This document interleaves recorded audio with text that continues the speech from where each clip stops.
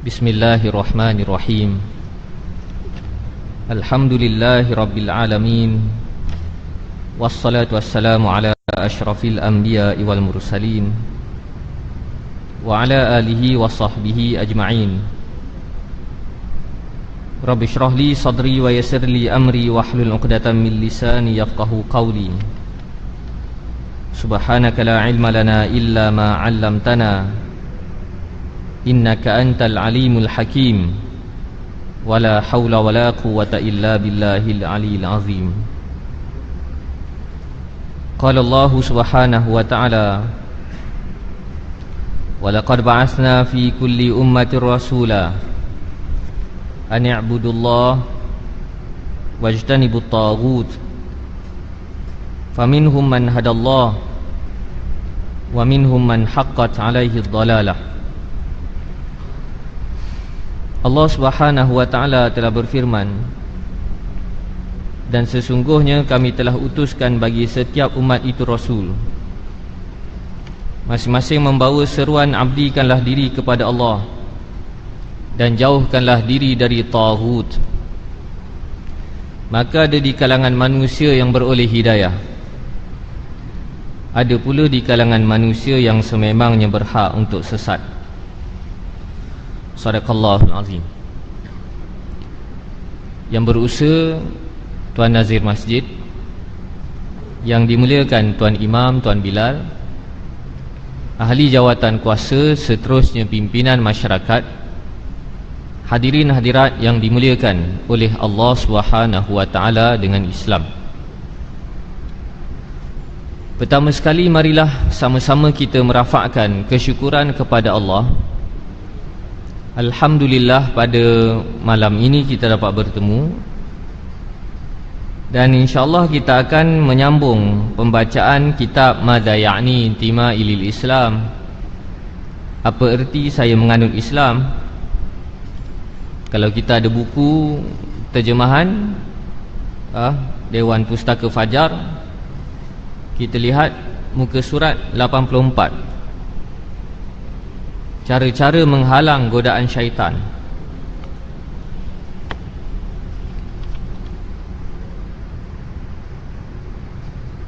Cara-cara menghalang godaan syaitan. Baik. Bagi membantu manusia menghadapi hasutan syaitan dan serangan-serangan iblis, Islam telah menunjukkan kepada manusia berbagai perkara yang dapat membantunya bertahan menghadapi pertarungan dengan syaitan, seterusnya berjaya menewaskan musuh ketatnya itu. Kita perlu jelas bahawasanya musuh utama kita adalah syaitan, iblis. Dan sesiapa yang berpihak kepada kebatilan, mereka merupakan tentera-tentera syaitan, ejen-ejen iblis. Mana-mana kejahatan mesti akan kembali kepada syaitan, kepada iblis. Ini kita perlu faham. Yang menariknya untuk kita perhatikan kembali, iblis tidak menjadi kafir kerana melakukan dosa perbuatan. Sebaliknya, iblis menjadi kafir apabila menganut pemikiran yang cuba membebaskan diri daripada ketetapan Allah. Allah mengarahkan iblis supaya sujud. Iblis mengemukakan alasan supaya menampakkan ketetapan Islam itu tidak rasional, tidak masuk akal. Iblis mengatakan, ana khairu minhu, khalaqtani min nar wa khalaqtahu min tin. Aku lebih baik daripada dia. Adam dicipta daripada tanah, sedangkan aku dicipta dari api. Kelihatan iblis cuba mengemukakan syarat kepada Allah. Engkau, wahai Allah, kalau nak tetapkan apa-apa ketetapan, kena masuk akal. Kalau tak masuk akal, minta maaf, aku tak ikut. Iblis menetapkan syarat, cuba menetapkan syarat kepada Allah, bahawasanya Allah mesti bergantung dengan persetujuan iblis. Kesan daripada pemikiran tersebut menyebabkan Allah menyela iblis, mengatakan iblis ni dah kafir. Aba wastakbara wa kana minal kafirin. Iblis degil, angkuh, jadilah iblis itu kafir. Iblis kafir bukan dengan buat dosa seperti yang kita faham, tetapi kafirnya iblis kerana menganut pemikiran yang menyimpang. Iblis cuba membebaskan dirinya daripada ketetapan Allah, ataupun bahasa semasa hari ini, iblis cuba meliberalkan dirinya dari Allah. Maka induk kepada segala kekufuran adalah ajaran liberal. Liberalisme yang kita dengar pada hari ini sebenarnya adalah ajaran yang dirintis awal oleh iblis, laknatullahi alaih, yang perlu kita faham. Daripada nafsu untuk meliberalkan diri daripada Allah, maka wujudlah kekufuran-kekufuran yang lain. Ada benda yang Allah tetapkan tak setuju, boleh bangkang. Ada benda yang Islam tetapkan nampak tak sesuai, boleh kritik. Maka ini merupakan akar utama kepada kesyirikan, kekufuran, yang diterjemahkan dengan bahasa pada hari ini adalah liberalisme. Bawah liberalisme itulah kita akan bertemu dengan ism-ism yang lain yang perlu kita faham. Baik, cara tersebut telah dirumuskan oleh seorang dari para salihin dengan katanya, saya telah merenung dan memikirkan cara-cara dari pintu manakah syaitan masuk ke dalam diri manusia.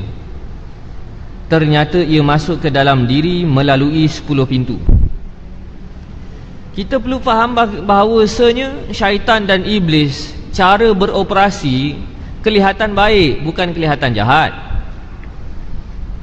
Kalaulah iblis dan syaitan itu kelihatan jahat, tak ada siapa ikut iblis, tak ada siapa ikut syaitan. Iblis kelihatan baik, syaitan kelihatan baik. Kita jangan faham realiti ini seperti kartun. Kartun ni orang jahat mesti muka jahat, orang baik mesti muka baik. Kita dipertontonkan oleh Allah melalui kisah-kisah Al-Quran bagaimana orang-orang yang jahat, watak-watak yang jahat secara logiknya kelihatan baik. Iblis menghasut Nabi Adam AS dengan mengatakan, inni lakuma laminan nasihin, aku ni tak ada lain, aku nak bagi cadangan baik je. Aku tak ada kepentingan, aku nak bagi cadangan baik. Kalau kau makan buah ni, boleh jadi umur panjang, boleh jadi dapat kelebihan sekian. Bahasa iblis itu bahasa yang baik. Cara iblis memujuk Nabi Adam itu cara yang baik. Maka Nabi Adam terpengaruh. Kalaulah iblis datang macam rupa hantu, agak-agak Nabi Adam nak ikut. Nabi Adam tak ikut dah. Tapi masalahnya pakai smart, cakap lembut, Nabi Adam ikut. Begitu juga kalau kita lihat pengkisahan dalam Quran, watak-watak jahat kebanyakannya memang kelihatan baik. Fir'aun kalau kita baca dalam Quran, nampak baik sungguh. Bila Nabi Musa nak lawan Fir'aun memanipulasi sentimen simpati dengan mengatakan, kenapa engkau wahai Musa nak lawan aku? Bukankah aku yang selamatkan kau, membesarkan kau, bagi makan pakai pada engkau? Kenapa tiba-tiba dah besar lawan aku pula? Kalaulah kita hidup zaman Nabi Musa, boleh jadi kita akan sokong Fir'aun, kita tak sokong Nabi Musa. Sebab Nabi Musa ini kelihatan seorang anak muda yang melampau, yang kurang ajar. Adakah patut lawan bapa angkat sendiri? sedangkan dia banyak terhutang budi dengan bapa angkat sendiri? Apa alasan Nabi Musa nak lawan Fir'aun? Tak ada alasan. Tak ada alasan. Fir'aun bagi macam-macam jasa pada Nabi Musa. Apa alasannya? Satu je alasannya. Alasannya sebab Nabi Musa, sebab Fir'aun tak setuju dengan Islam. Itu sahaja. Kalau kita hidup zaman Fir'aun, boleh jadi kita akan simpati dengan Fir'aun. Agak-agaklah, memanglah engkau tak setuju dengan Fir'aun. Ada benda yang kau tak setuju, tapi kau jangan lupa jasa dia banyak. Kau nak lawan Fir'aun, kau kena hormat. Ingat balik, dia tu bapa angkat kau. Kalau sekadar masalah dia tak percaya dengan agama kau, takkan sebab tu kau nak lawan gila-gila Fir'aun. Kalau kita hidup zaman tersebut, boleh jadi kita akan ikut Fir'aun. Kita tak ikut Nabi Musa. Sebab Nabi Musa digambarkan sebagai seorang budak yang lupa daratan, kacang lupakan kulit, yang kurang ajar dengan orang tuanya. Nabi kita Muhammad SAW, apabila ditekan, tiba-tiba musyrikin Quraisy menawarkan perdamaian. Kalau kita berkelahi, kita bergaduh, pihak mana yang kita anggap pihak yang baik? Pihak yang menawarkan perdamaian ataupun pihak yang nak meneruskan perkelahian? Sudah pasti kita akan nampak yang nak bergaduh ni jahat, yang ajak untuk berdamai ni baik. Musyrikin Quraisy menawarkan kepada Nabi perdamaian. Dah lah tu Muhammad, kita ni tak habis-habis bergaduh. Nak jadi apa kita sedangkan nak beranak je? Apa kata kalau kita berdamai, tahun ni kau ikut kami, tahun depan kami ikut kau? Tak kebaik tu. Baik. Kami buat ni semata-mata nak menjaga kerukunan, keharmonian keluarga kita, kaum kerabat kita.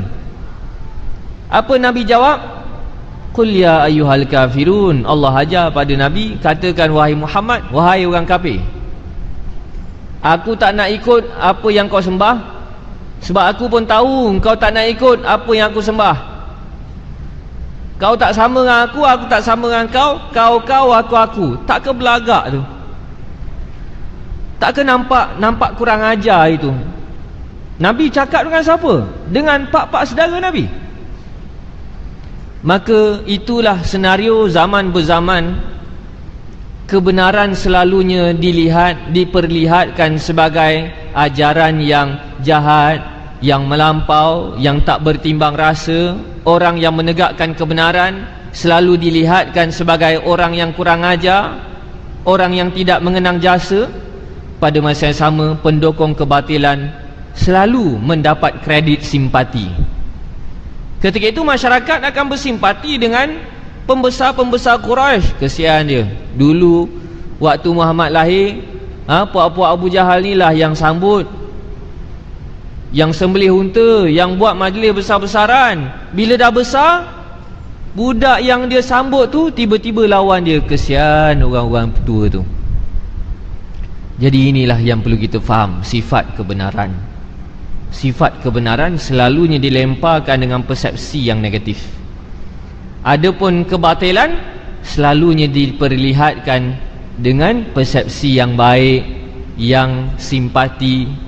Selalu kita dengar orang kata, yalah, salah pun salah lah, tapi kita tak boleh kata sangat dia salah. Kita pun pening kepala dengar orang kata begitu. Ini realiti daripada dulu hingga hari ini. Jadi kita kena tahu macam mana syaitan dan iblis beroperasi. Bukan macam yang kita bayangkan. Datang buat muka jahat, asuk orang. Tak, dia datang buat muka baik, dengan bahasa yang baik, dengan perwatakan yang baik. Barulah kita tergoda. Kalau datang-datang hasut dengan pendekatan yang keras, yang kasar, tak ada siapa nak jadi jahat. Semua tak terpengaruh dengan iblis, tapi masalahnya kita terpengaruh. Saya telah merenung dan memikirkan cara-cara dari pintu manakah syaitan masuk ke dalam diri manusia. Ternyata ia masuk ke dalam diri melalui 10 pintu. Ini berdasarkan pengalaman para solehin Yang pertama, pintu yang pertama, tamak dan buruk sangka. Maka aku menghadapi dengan sifat menaruh kepercayaan dan berpada dengan apa yang ada. Tamak. Memang perangai manusia ni tamak. Nabi katakan kalau diberikan segunung emas, manusia nak gunung emas yang lain. Tamak. Tak cukup. Memang perangai manusia ni tak cukup. Allah katakan dalam Quran, alhaakumut takatsur hatta zurtumul maqabir. Kamu dilalaikan dengan nafsu yang nak banyak. Nak banyak, nak tambah lagi, nak tambah lagi, nak tambah lagi. Kita waktu kita miskin, kita kata saya dapat rumah banglo sebiji, kereta 5 biji, cukup lah. Dalam duit simpanan ada 1 juta, cukup lah. Bila dah ada 1 juta, nak 1 bilion. Bila dah ada 1 bilion, nak berapa bilion lagi? Memang perangai manusia begitu. Tipulah kalau kita kata dah cukup. Perangai manusia nak banyak. Perangai manusia nak banyak. Tamak. Tamak. Dan antara hadis Nabi SAW yang mengingatkan tentang fenomena akhir zaman, fitnah akhir zaman, Nabi sebutkan 3 anutan cara hidup yang dipegang oleh umat akhir zaman. Nabi kata apa? Syuhan muta'an wa hawa muttaba'an wa dunya mu'saratan. Kedekut yang ditaati, kedekut individualistik. Dia fikir untung dia, dia tak fikir Islam macam mana, dia tak fikir umat macam mana, dia fikir dia je. Wa hawa muttaba'an, hawa nafsu yang diikuti. Gaya hidup hedonisme, mengukur benar dan salah berdasarkan keseronokan, bukan berdasarkan hujah. Hedonisme tidak semata-mata buat program liar, parti liar, konsert liar. Bukan semata-mata itu sebahagiannya. Hedonisme adalah menilai kebenaran dan kebatilan itu berdasarkan keseronokan. Sebab apa pilih dia? Seronok. Sebab apa malas? Tak seronok. Kenapa gereja pada hari ini menyanyi? Kita kena ambil pengajaran. Kenapa menyanyi? Sedangkan mereka semayang lebih kurang macam kita dulu waktu mereka Islam. Masjid lah dulu. Tapi bila buat semayang, orang tak datang. Orang tak datang. Bila tak datang, ustaz-ustaz lah waktu tu kata, kena buat pendekatan yang agak catchy ni, yang menarik. Kalau buat semayang tazkirah begitu sahaja, orang tak ikut, orang tak datang. Maka mulalah dibuat nyanyi. Bila buat nyanyi, baru orang datang. Makin menyanyi, makin ramai orang datang. Akhir sekali menyanyi, tak payah semayang. Ni yang berlaku hari ni. Betul tak? Kalau kita buat program tazkirah, orang tak datang. Kena main gitar sikit. Kena main gitar. Slow-slow lah tu, slow-slow. Dia tak jadi sekaligus, dia slow-slow begitu. Sebab itu Nabi sebut, la tattabi'unna sunana man qablakum shibran bi shibrin wa dhira'an bi dhira'in hatta law dakhalu juhra dabbin la salaktumuh. Kamu akan ikut golongan, jejak langkah golongan terdahulu, sedepa demi sedepa, sahasta demi sahasta, sehinggalah mereka masuk ke dalam lubang biawak dab sekalipun kamu akan ikut.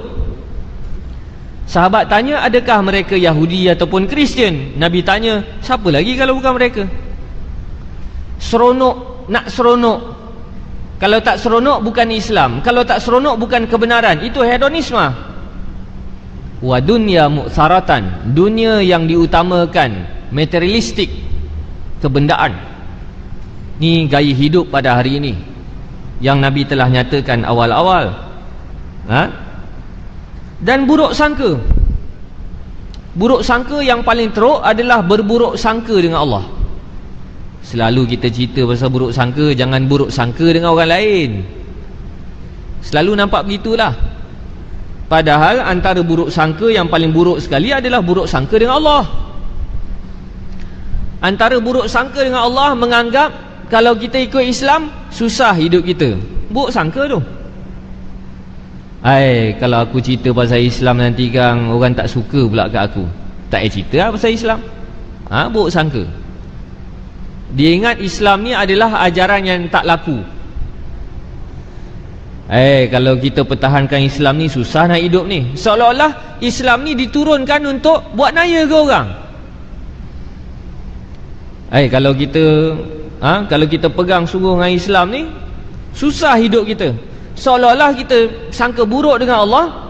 Kononnya Allah ni adalah Tuhan yang tak boleh, yang tak bertanggungjawab, pandai bagi arahan, bagi perintah je. Kalau kita kena apa-apa, Allah berlepas tangan, tak bertanggungjawab ke arah kita, ke atas kita. Ini buruk sangka. Sebab itulah dalam Quran Allah nyatakan yadhunnuna billahi ghairal haqqi dhannal jahiliyah. Puak-puak munafikin, mereka menanamkan sangkaan buruk kepada Allah, sangkaan jahiliyah. Mereka anggap sebab Islamlah mereka miskin, sebab Islamlah mereka susah, sebab Islamlah mereka tertekan, terdesak, tak ada masa depan. Sebab Islam semua benda. Seolah-olah Allah sengaja jadikan pada kita ajaran Islam untuk nyusahkan diri sendiri. Itu buruk sangka. Allah sebutkan dalam Quran, asyaitanu ya'idukumul faqr wa ya'murukum bil fahsya. Syaitan suka menggoda kamu dengan mengatakan miskinlah kamu, miskinlah kamu. Kalau kamu ikut Islam miskinlah kamu, kalau kamu ikut Islam susahlah kamu. Ada tak benda ni terlintas dalam hati kita, dalam minda kita? Kalau perasan benda tu biasa datang. Tu siapa punya sebut tu? Suara siapa? Syaitan. Syaitan punya kerja. Maka aku menghadapi dengan sifat menaruh kepercayaan, yakin sungguh dengan Allah, dan berpada dengan apa yang ada. Qanaah, berpada dengan apa yang ada. Susah ni, sebab perangai manusia tak cukup-cukup. Tak cukup-cukup. Berpada cukup dah, rasa cukup. Sebab itu kita minta pada Allah, minta berkat. Tak semata-mata minta banyak, minta berkat. Dalam doa kunut kita tiap-tiap pagi kita minta wa barik lana fi ma a'tait. Wahai Tuhan, kurniakanlah kepada kami keberkatan dari apa yang kau dah berikan kepada kami. Minta berkatlah wahai Allah. Duit walaupun tak banyak tapi berkat, cukup. Ilmu walaupun tak banyak tapi berkat, jadi baik. Kalau ilmu tak berkat, banyak macam mana sekalipun, makin banyak ilmu makin belagak, makin angkuh, makin jahat, makin menyeleweng. Kita tak nak banyak begitu. Umur makin berkat, walaupun pendek, banyak jasa dia. Kalau umur tak berkat, panjang umurnya tapi menyusahkan orang. Orang beriman bakal menyampah dengan dia. Ni umur tak berkat. Kita minta berkat. Daripada kepercayaan, keyakinan kita terhadap berkat lah, baru kita akan bertemu dengan satu nikmat, qanaah, rasa cukup. Rasa cukup. Ini orang beli kereta baru, kita nak beli kereta baru. Orang beli motor baru, kita nak beli motor baru. Orang beli handset baru, kita nak beli handset baru. Dan sampai bila nak kejar macam tu? Sampai bila nak jadi hamba gitu? Ni benda ni boleh dihadapi dengan mendidik jiwa supaya ada sifat qanaah, rasa cukup. Yang kedua, cintakan kehidupan dunia dan panjang angan-angan. Benda ni, benda kita tahu belaka dah, tapi nak buat tu susah. Siapa tak cintakan dunia? Cintakan dunia belaka. Cintakan dunia, panjang angan-angan. Panjang angan-angan, berangan macam-macam. Lalu saya menghadapinya dengan perasaan takut terhadap kedatangan maut yang boleh berlaku saban waktu. Sebab itulah Sayyidina Ali karamallahu wajhah meletakkan antara ciri orang yang bertakwa sentiasa bersedia untuk mati. Al-isti'dad biyaumir rahil, bersedia untuk menghadapi hari pemergian, hari kematian. Untuk kita letakkan sama ada kita ni ada takwa ataupun tak ada takwa, kita beringat mati. Nak buat apa-apa fikir, kalau aku buat ni mati kang, sia-sia kang. Tu nikmat takwa. Kalau aku pergi ke tempat sekian kang, kalau mati sia-sia kang. Menyebabkan kehidupan kita terjaga. Datang kadang-kadang nafsu nak tengok wayang tu, geram je nak tengok wayang. Tapi fikir, tengok tengah tengok wayang tiba-tiba heart attack, sakit jantung, mati dalam wayang tu, orang kata apa nanti kang? Pak Haji tu mati kat mana? Mati kat dalam wayang. Dah tak pasal-pasal, terus tak jadi masuk wayang. Ini betapa hazimal lazat disebutkan oleh Nabi SAW.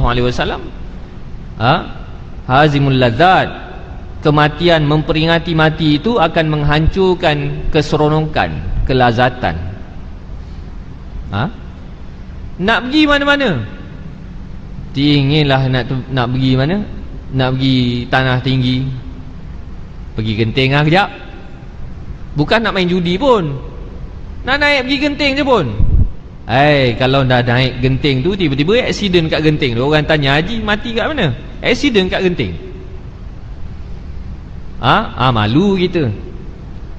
Jadi benda ni akan sentiasa memperingatkan diri kita untuk kalau nak buat apa-apa aktiviti, pastikan aktiviti kita aktiviti yang tak bercanggah dengan iman. Nak cakap apa-apa, nak pergi mana-mana, biar tempat tu tempat yang secocoknya dengan orang yang beriman. Ini kita kena, kadang-kadang kita lupa sendiri, kadang-kadang kita lupa mati. Kita lupa mati. Jadi kena ingat dengan ingat mati. Selalu ingat mati. Kita ni kalau orang ingatkan mati, kata kau ni kacau tu lah, potong steam, baru nak enjoy. Baru nak enjoy. Ni benda yang perlu kita pupuk dalam diri kita. Baik. Yang ketiga, cintakan kerehatan dan kemewahan. Siapa tak nak rehat? Semua orang nak rehat. Dan kemewahan, siapa tak nak mewah? Semua orang nak mewah. Tak tolak, benda ni fitrah manusia. Imam Ahmad bin Hanbal rahimahullahu ta'ala, bila dia giat menyebarkan Islam, mempertahankan Islam, anak muridnya bertanya, wahai Imam Ahmad, bila nak rehat ni? Bila nak rehat ni? Dia kata, rehat lepas mati rehat lah, sementara hidup ni tak payah rehat lah. Jadi benda tu sebenarnya susah untuk kita buat. Kita letih lah nak rehat lah. Kita, perangai kita gitulah. Hudzaifah bin Al-Yaman radhiyallahu an, apabila generasi terkemudian yang tak sempat bersama-sama dengan Nabi SAW, mereka bertanya pada Hudzaifah, wahai Hudzaifah, apa gaya hidup, lifestyle kamu bila bersama-sama dengan Nabi? Teringin bersama dengan Nabi? Macam orang hari ni lah, duk terbayang bila siapa bersama dengan Nabi, boleh lepak-lepak dengan Nabi, gurau dengan Nabi, senyum-senyum dengan Nabi. Hudzaifah jawab, kunna nujahid, kami tak ada kerja lain, duduk dengan Nabi, buat kerja Islam, berjuang Islam ya. Mana ada rehat?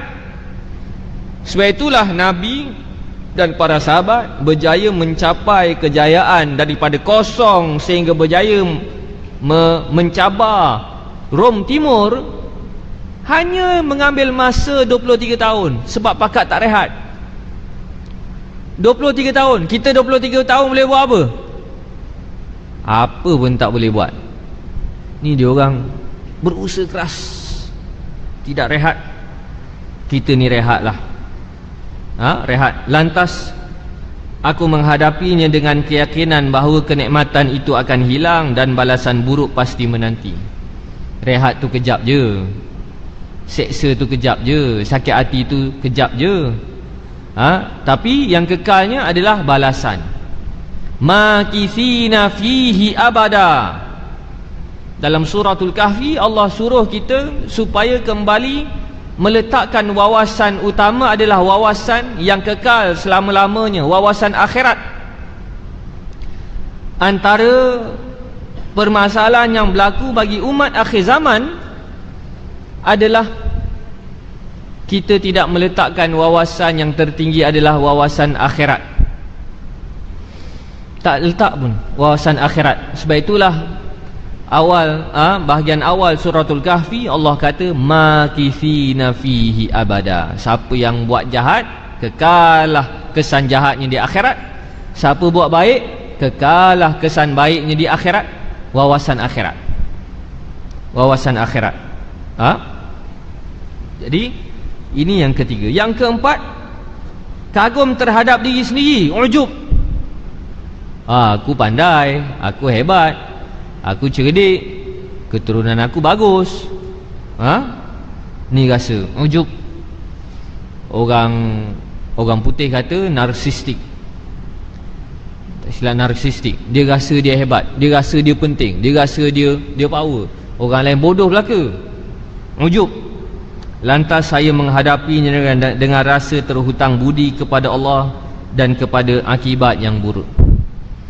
Allah bagi belaka, otak Allah bagi, pandai Allah bagi, keturunan Allah bagi, segala benda Allah bagi. Nak belagak apa-apa? Ujub. Rasa pandai, rasa hebat. Ini jugalah yang ada pada iblis. Ana khairu minhu, aku lebih baik daripada Adam, aku lebih baik dari Adam. Ujub. Kelima, memandang rendah terhadap orang lain dan tidak menghormati mereka. Orang lain bodoh belaka, orang lain bodoh belaka, sesat belaka, tak kuat ibadat belaka, jahat. Kita yang paling mulia sekali. Ni pandang rendah. Pandang rendah. Kena hati-hati. Tapi kena seimbang juga. Kalau orang yang memang dah zahir jahat, kena kata jahat lah. Jangan orang yang dah zahir jahat kita kata tak baik, kita kata dia jahat. Tak betul juga. Tak betul juga. Ini ada kaitan dengan fahaman murji'ah. Fahaman murji'ah ni dia terlebih sangka baik dengan Allah, sampai tak ada rasa beringat. Bila nampak orang jahat, tak baik kata dia jahat. Mana tahu di sisi Allah dia baik. Ni hari ni. Bila nampak orang tak semayang, tak boleh kata dia tak semayang. Mana tahu dengan dia tak semayang tu sebenarnya bagi Allah dia semayang. Ada pula fahaman ni murji'ah. Fahaman ni melata hari ni, walaupun tidak dijenamakan dengan jenama murji'ah, tapi fahaman yang lebih kurang sama. Hari ni kalau orang nak buat baik, alah baik sangatlah tu, macamlah baik, belagak baik, konon masuk syurga. Ini layanan masyarakat pada orang yang nak berusaha buat baik. Pada masa yang sama, bila orang buat jahat, terang-terang dia buat jahat, buat perangai yang tak senonoh, masyarakat kita akan bagi simpati pada orang begini. Walaupun dia ni nampak macam jahat, tapi kita tak boleh kata dia jahat. Mana tahu di sisi Allah dia mulia. Dia hujah mana tahu ni yang sakit hati ni. Jadi benda ni, masalah ni luar daripada masalah memandang rendah. Mandang rendah. Kerana dalam kaedah Islam, nahnu nahkum bidzawahir wallahu yatawalla bisarair. Kita mengira perkara yang zahir, menilai berdasarkan zahir. Benda yang kita tak nampak tu serah pada Allah. Serah pada Allah. Jadi bila orang buat salah, katalah salah. Dia ikhlas ke tak ikhlas tu, mulia ke tak mulia ke dari sisi Allah tu dia punya pasal. Dia ikhlas ke, dia punya pasal dengan Allah. Kita ukur perbuatan orang yang zahir. Azan dulu.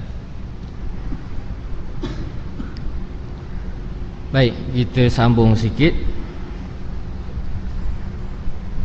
Memandang rendah terhadap orang lain dan tidak menghormati mereka. Lalu saya menghadapinya dengan mengenali hak-hak mereka serta menghormati mereka secara wajar.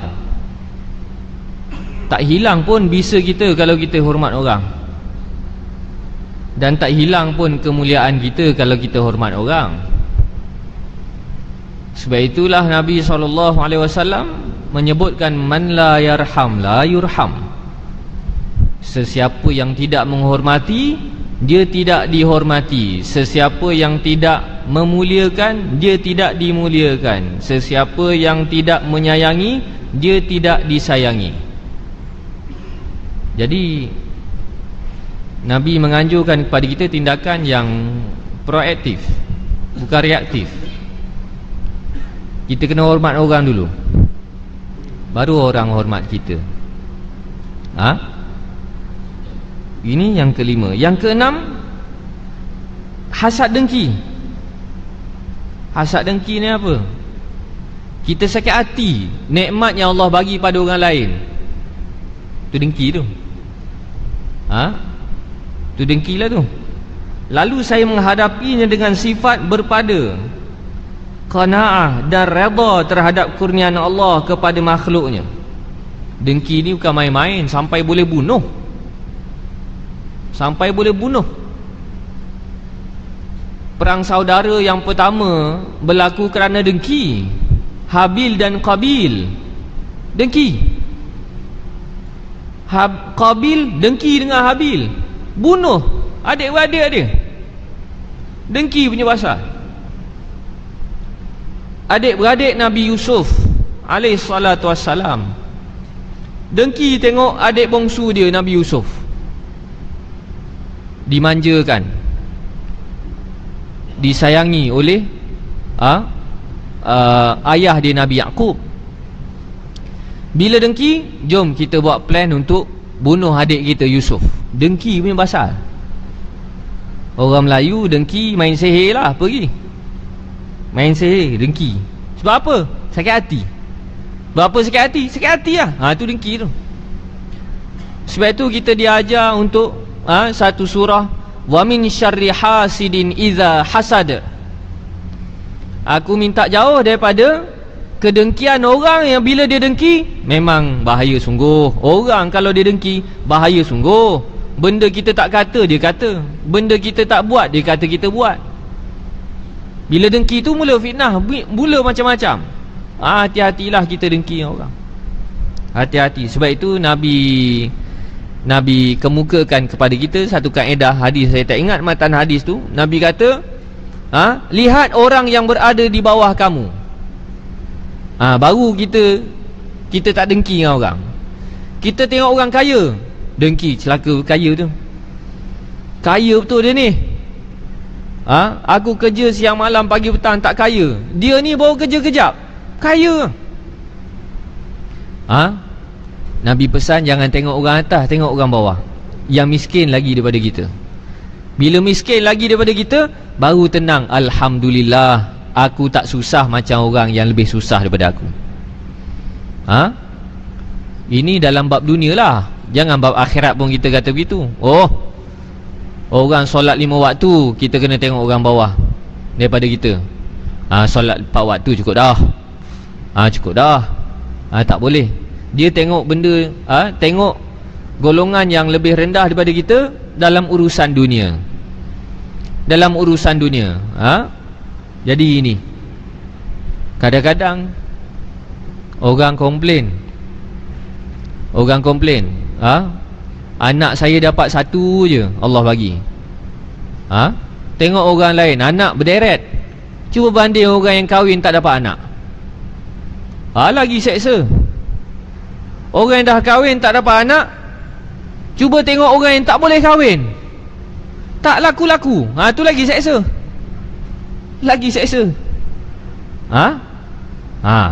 Ni menyebabkan kita akan rasa syukur. Syukurlah, apa yang Allah bagi pada aku ni syukur. Syukur sangatlah. Syukur sangat.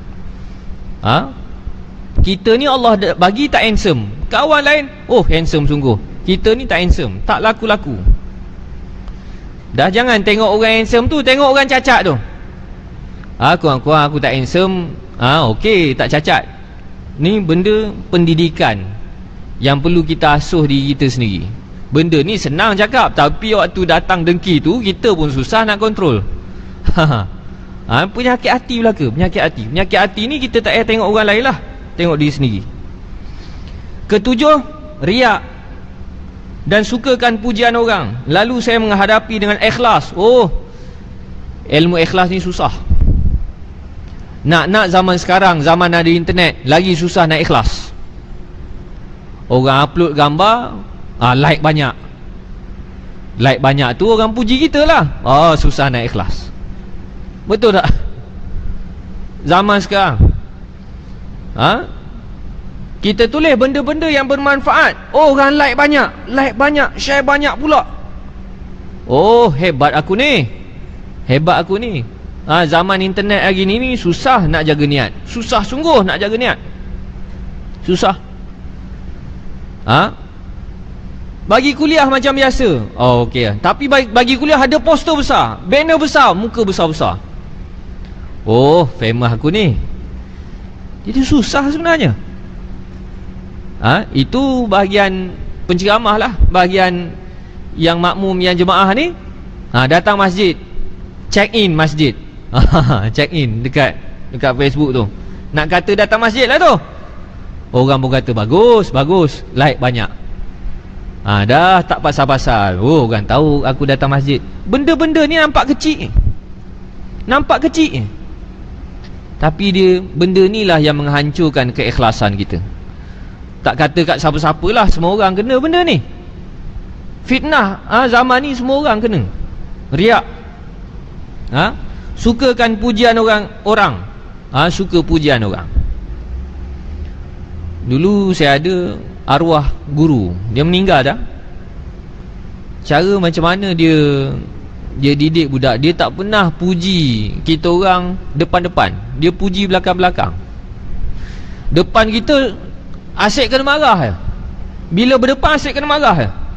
Tapi belakang dia puji.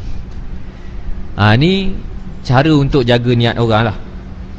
Kalau puji depan-depan ni tak pasal-pasal, jadi bodek nanti kan. Lalu saya menghadapi dengan ikhlas. Cerita nak ikhlas ni panjang lah, nanti kita bicara, kita cerita. Bakhil, kedekut. Lalu saya menghadapinya dengan menyedari bahawa apa yang ada pada makhluk akan binasa, manakala yang kekal itu berada di sisi Allah. Kedekut. Kita rasa bila kita bersedekah ni Allah tak reti nak ganti. Sangka buruk. Bila sangka buruk tu yang jadi kedekut tu. Allah katakan dalam Quran, orang munafik ni dia menggenggam tangan dia, dia tak nak bantu. Asyihatan alaihim, asyihatan alaihim. Mereka terlalu kedekut untuk bersama-sama dengan kamu semua, wahai Nabi. Kedekut.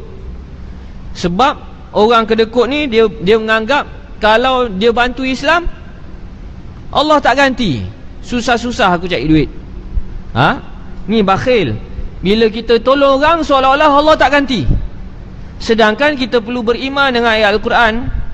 Masalul ladzina yunfiquna fi sabilillah kamathali habbah ambatat sab'a sanabila fi kulli sumbulatin mi'atu habbah wallahu yudha'ifu liman yasha. Allah kemukakan perumpamaan. Bila siapa-siapa yang sedekah ni 700 kali ganda. Itu perumpamaan. Allah sambung, Allah boleh gandakan ikut suka Allah. Ikut suka Allah. Tapi benda tu tak berlaku. Sebab ia berkaitan dengan iman. Yang ke-9, takabur, rasa besar diri. Rasa hebat macam iblis lah. Aku hebat, aku power. Ada kawan, Aku tahu. Kau tak tahu. Aku tahu. Boleh buat gitu tu. Dah terbiasa. Dah terbiasa. Lalu saya menghadapi dengan rasa tawaduk, rasa rendah diri. Macam mana nak didik rasa rendah diri? Ingat balik dosa yang kita buat. Dosa yang menyebabkan kita hina. Tapi mujur Allah sembunyikan dosa kita. Barulah kita tak ada selera nak belagak. Mujur Allah sembunyikan dosa aku. Kalau Allah dedahkan dosa aku, mati aku. Orang nak berkawan pun tak nak. Jadi rahmat Allah ni, Allah sembunyikan dosa kita, aib kita. Bila kita rasa nak belagak, kita kena ingat, aku buat dosa, orang tak tahu, mujur Allah sembunyikan. Tak jadi kita nak belagak. Ke-10, tamak haloba. Lalu saya menghadapinya dengan mempercayai ganjaran yang disediakan di sisi Allah dan tidak tamak terhadap apa yang ada di sisi manusia. Allah punya belaka, jangan tamak. Allah takkan luak. Allah bagi nikmat pada kita takkan luak, takkan habis. Maka kalau kita beriman dengan sifat Allah itu, tak adalah kita tamak. Pandai-pandailah Allah bagikan bahagian untuk kita. Ini 10 godaan syaitan yang nampak macam biasa tapi berada dalam segenap penjuru kehidupan kita setiap hari. Dan bukan masalah ni kena pada orang tertentu, kita semua kena. Kita semua kena, sedar tak sedar saja. Yang menjadi masalahnya bila kena tu tak sedar. Bila setan injek, suntik ni, benda-benda ni kita tak sedar, tu yang kita bimbang tu. Bila tak sedar tu mati, tu lagi kita bimbang. Tu lagi kita bimbang. Jadi persoalan hati ni kita kena tanya diri kita sendirilah. Tak ada orang boleh repair, tak ada orang boleh check hati kita melainkan kita sendiri tahu. Jadi rasa sekadar itu sahaja. Mudah-mudahan Allah kurniakan kepada kita ilmu yang berkat. Allahumma ballagt, Allahumma fashhad. Ya Allah, aku telah sampaikan, ya Allah saksikan apa yang telah aku sampaikan. Wallahu alam. Assalamualaikum warahmatullahi wabarakatuh.